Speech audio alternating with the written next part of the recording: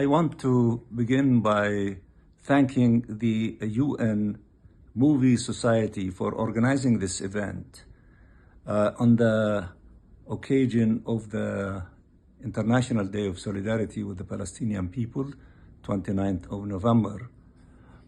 This event of questions and answers with the director of the movie Palestine 36, Ms.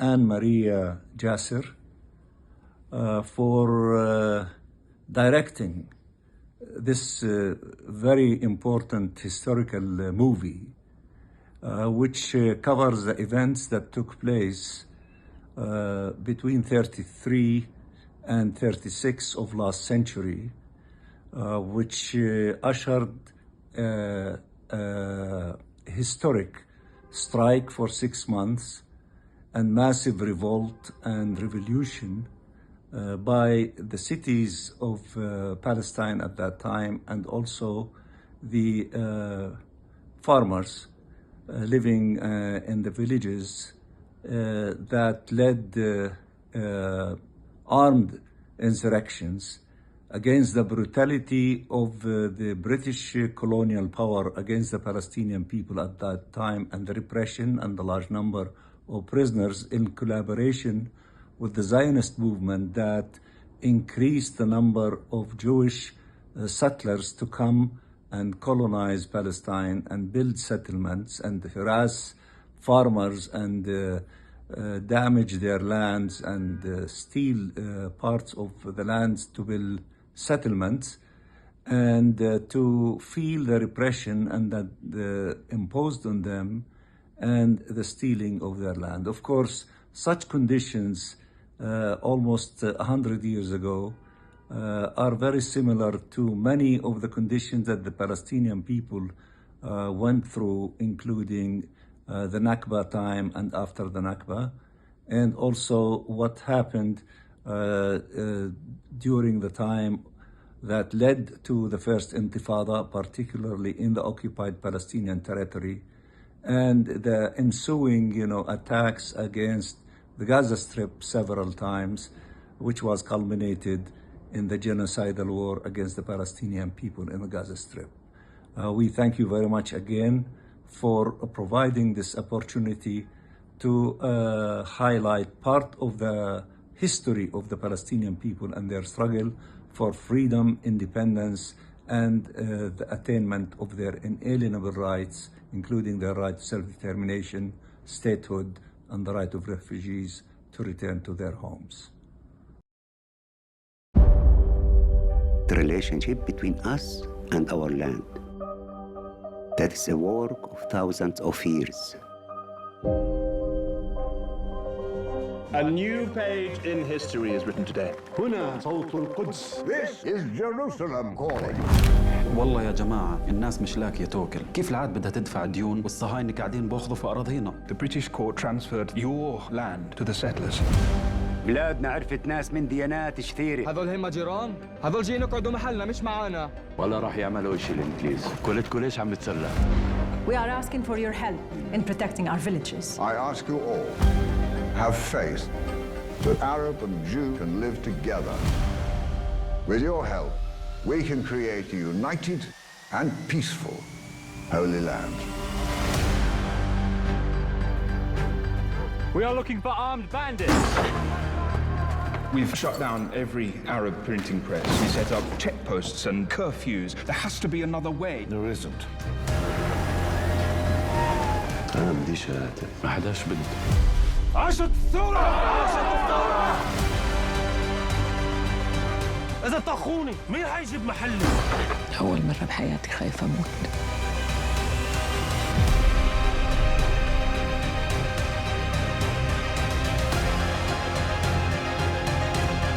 نحن عم نحارب عشان استقلالنا. We're at the crossroads of a major moment in time. Consider which side of history you want to be on.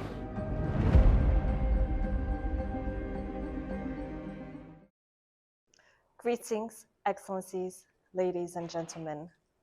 It is my profound honor to welcome acclaimed Palestinian filmmaker Annemarie Jacir to this UN Movie Society conversation.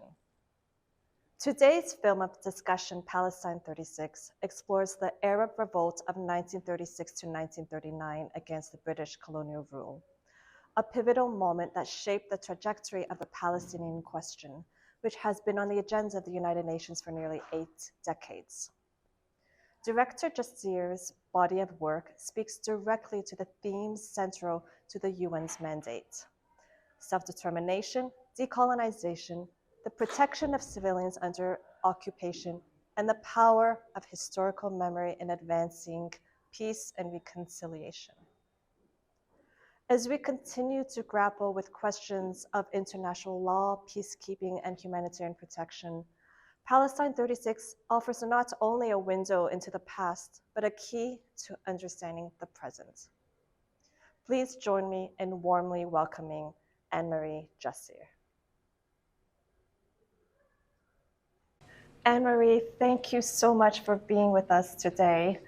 I'd like to start, first of all, beginning with the historical context of your incredible movie.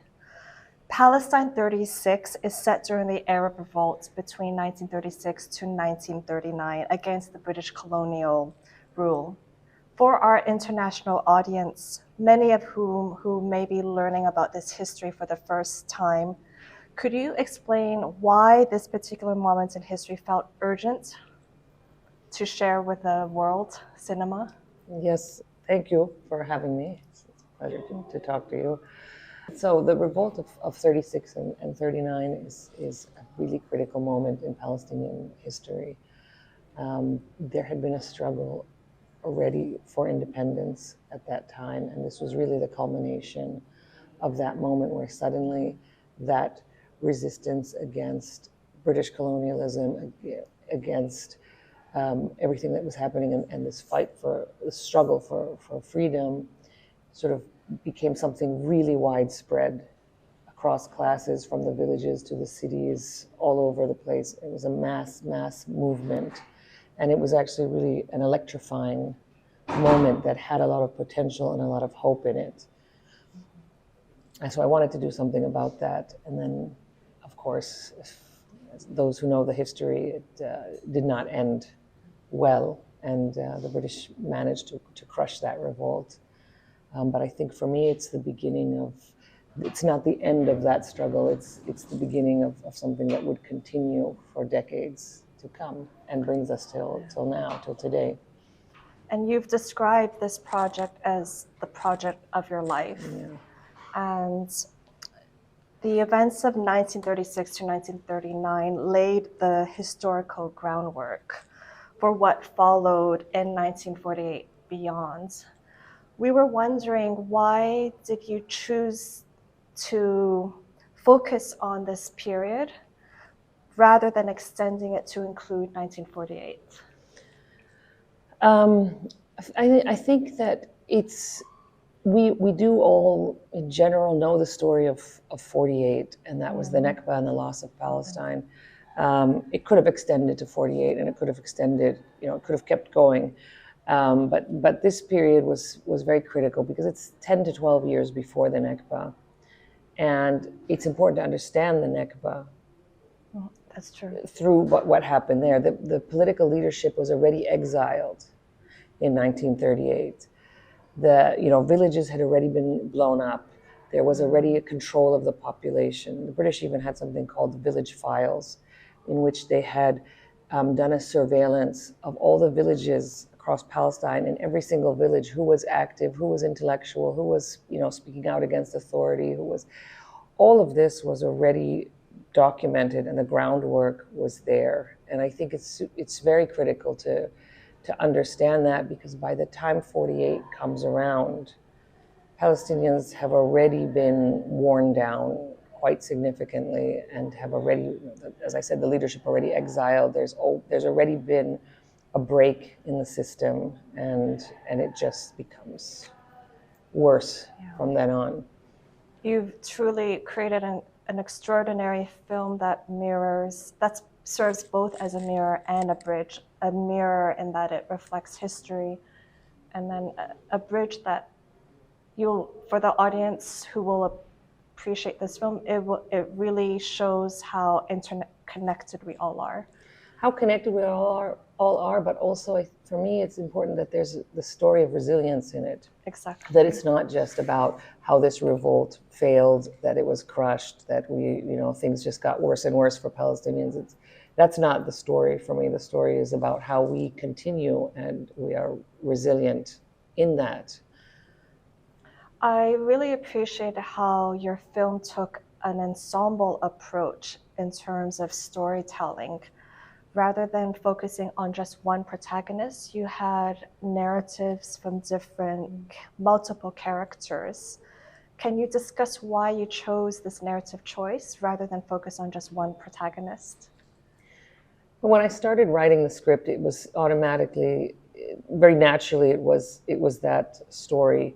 It started with Yusuf, but it was never meant to be just the story of Yusuf when I started writing, because Yusuf was the bridge between the village and the city, but it felt like all those different strands of different people, from a widow and her young daughter, a priest and his son, the journalist and a businessman, like all of those stories would come together and be connected somehow to form something. And probably it's because the nature of the revolt was that it was a widespread collective revolt. And for me, it just very naturally came that this was the story. It was never a single person, which is how I usually write, but something that the very detailed moments of these different characters' life. And then at the end, I feel like when you pull out and you see the whole picture in a way. The script was brilliant. You did a phenomenal job writing the script. Thank you. Thank you very much.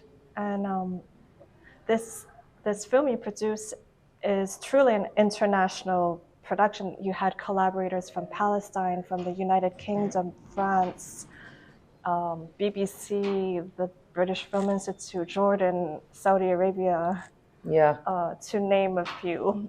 So how did this international collaboration direct your creative direction for the film? I tried not to let it direct it at all, but there's so many, we don't have support for cinema in Palestine, so all our projects are usually co-production, very, very small budget, or if they're bigger like this one, it's a co-production. Britain and the UK and France are I think the only two countries that have co-production treaties with Palestine. So that's why we have those partners on board. And historically, the French have been involved in all my films. They're very supportive in that way. It was 8 years of piecing together all of these partners to be able to finance the film. But for me, the key thing was that none of them had any sort of creative control on that. I think it would have been destroyed otherwise. If there were partners who had creative issue, we needed financial partners. We needed logistical partners, but not anyone who would interfere in the story, because it's important to me that the story is our story and it's told our way. And it's very, with all of these partners, it's produced, the main producer is Palestinian, the writer, director is Palestinian, production designer is Palestinian, costume designer is Palestinian, the core team is Palestinian. It is a Palestinian film made in Palestine. And what I also appreciated was the usage of archival footage, and you colorized them. Was it difficult to attain this archival footage, or was it easy to get access to it? Yeah, I think it's a mix of both. I had an archive producer. It was a massive job for her. And she was bringing me the archives. I had been looking at archives and saving archives, but then when it came time to clear them, that was a massive job. Some things were too fragile to be used. I wanted to colorize everything, and some archives were not allowed to colorize. They're owned by entities that feel like it's important to keep archive black and white and not tamper with them, and I didn't want to tamper with them, but I did want them in color. So it was a long process, and a lot of things that we couldn't use that I wanted to use, and then replacing them with something else, and weaving them throughout the story. How long did this film take you to produce? When did you start with your pen and paper and drafting the script? 8 or 9 years ago. Truly a project of your life. Yeah. This is. Yeah. Congratulations. Thank you.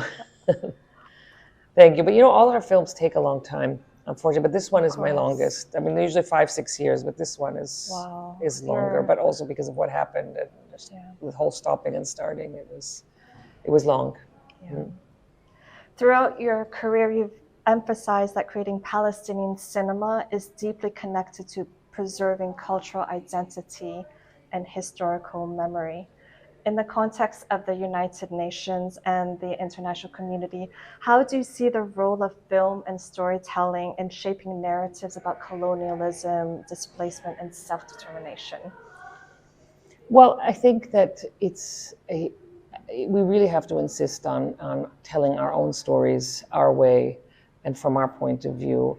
And in those stories being very specific, they're automatically universal. They're automatically relatable to, I think this film, for example, anybody who comes from a colonized country can relate to it. Anybody, it was, and especially with the British, the empire where the sun never set, they were everywhere, but also the French, also, many others. And so I think it's a story that's very familiar to people, even if they don't know the details of Palestine, for example. And those who are, have the historical background will also, I think, receive the film in another way. I agree. Mm. And you've spoken in the past about the challenges of making such a historical epic film with limited resources in comparison to these huge Hollywood blockbusters. How did these constraints direct your film and your artistic choices? That's one of the reasons, coming back to the archives, that I wrote archives into the original version of the script. Because we are limited, and it was important to understand the world of the characters, and I can't, take a street in Jerusalem and put 500 extras. I wish I could do that. Put 500 extras in costume with cars, and that's like the budget of the whole film, to shoot a scene like that. So the archives were important in a way because for me, they allowed us to see that world that the characters inhabited, what it looked like. And then, I think we're constantly finding compromises. How do you make a big epic film with basic resources? It's one of the reasons we went into preparation for the film so early, because we didn't have the luxury of we can just buy this and do this, and then we had to start building things very early. We had to we were looking for the props, for example, for a year before shooting, because all of those tiny objects, we had to find ways to get them, borrow them. Yeah. You're resilient. It shows how resilient thank you are. And you produce a phenomenal film. Thank you. You work with extraordinary artists or actors in this film, including British actor Jeremy Irons, Irish acclaimed Liam Cunningham from Game of Thrones, and the Palestinian actress Hiam Abbass from Succession. How did you approach directing this really diverse international cast of actors and in telling a very deeply Palestinian story? Yeah, I think for each of them, all the actors, aside from them, the first-time actors or the actors who I've worked with in the past, it was a really big cast. I think that's one of the challenges a director has, is to figure out how each person, what each of them needs in order to interpret the role. Some people need a lot of one-on-one, a lot of talking, some of them just need to be given the resources, the things to read, the things to prepare. For me, it's always about what is the story before their story begins in the film. Where did they come from? What is going on in the world? Like all of that historical background, personal background has to be really solid for each of them. And then we begin the story of the film, the chronology of the film, where they begin their story, but they've got to know everything that's happened to them up until that point. So with Woke Up, like Jeremy Irons' character or Hiam Abbass's character, for me, like for Hiam Abbass, there's a history of resistance in her family in that village. It didn't start in 36. It didn't even start 10 years ago. It started, during the Ottoman times. I also wanted to reference the fact that there had already been a movement within, some of the characters, that it's not coming out of nowhere. And what I also appreciated was that Hiam Abbass's character, she was such a strong woman. And I really appreciate how you position women and the strength they had during this period. But it's not intention. It's not on purpose. Mm-hmm. It's what it was. Exactly. Like for me, that's my family. That's my background. Those are the women I know. It's and it's important. She really related to the character that she played very much, because she talked a lot about her own grandmother, and it was like even the braids in her hair.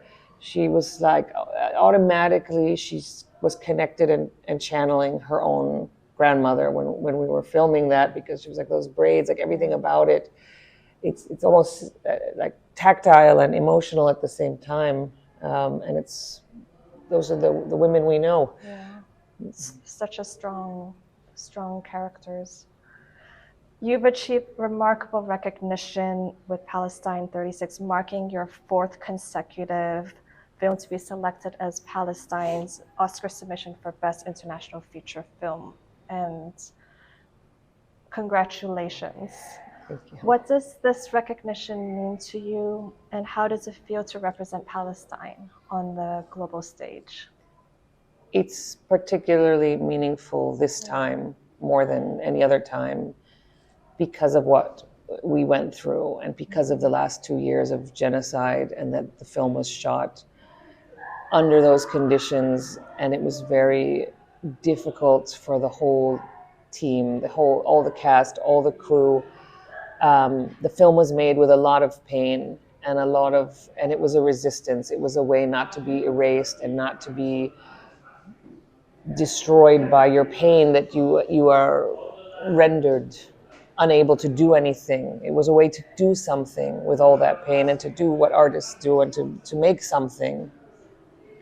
So for me, it's very meaningful, because I feel like it is a recognition. We're proud to represent Palestine. That's the most important thing, is that we did this, and we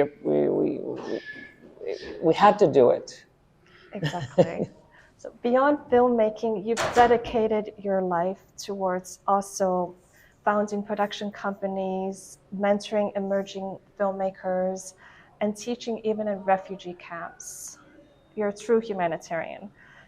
What is the future of Palestine cinema for you, and what gives you hope? When I started making films, I didn't find any kind of support system around me. And so I feel that I had a privilege. I was lucky that I could travel, that I could study cinema, that I could work in a film industry and bring that back to Palestine. It's always been important. I think it's very important for a country that is trying to be independent to also have an independent cinema, and artists who work with each other and challenge each other and build each other. So that's what I hope. I think there's a lot of filmmakers in Palestine, and that sort of coming together is just pulling each person, you doing your job to pull somebody up, and then somebody pulls you up, and you pull up, and you pull up, and it raises the bar. It raises the bar on what we're doing. So my hope is that the next generation makes better films than we are making now. Yeah. And you once You once said that, I hope audiences will be open to receiving a story from the other side, from those who were colonized. History is not only written by the winners. What do you hope the international audience will take away from watching this film? I hope that like I said, that the international audience is open to receive the film, to understand that there's a point of view that they have been missing, that they have been almost actually intentionally been left out of seeing and reading. It's why it's important to read between the lines, and people who come from marginalized communities know that very well, that there's a story that's always hidden. And I hope that internationally that people will see that it's not, you've got to read between the lines, you've got to read other things, you've got to see other things, you have to change your perspective a bit and take action. That, you know, that 2 years went by and Palestinians feel very much that I think they were left alone at an international scale. And this continued to happen for 2 years. And at the same time, there was more global outrage than ever before. People were on the streets, young people. I'm going to film screenings. I protest. People are protesting their governments. People are watching things. People are talking about the thing that we're told not to talk about. And that's the really hopeful part of it. Yeah. Annemarie, thank you so much for giving a voice to the Palestinians and the marginalized community. And thank you so much for sharing your vision, your craft, and everything you do to bring global cinema and the voice of Palestine to world cinema. Thank you. Yeah. On behalf of the UN Movie Society, thank you so much. Thank you for inviting me to share it with you. Yeah, thank you. Thank you.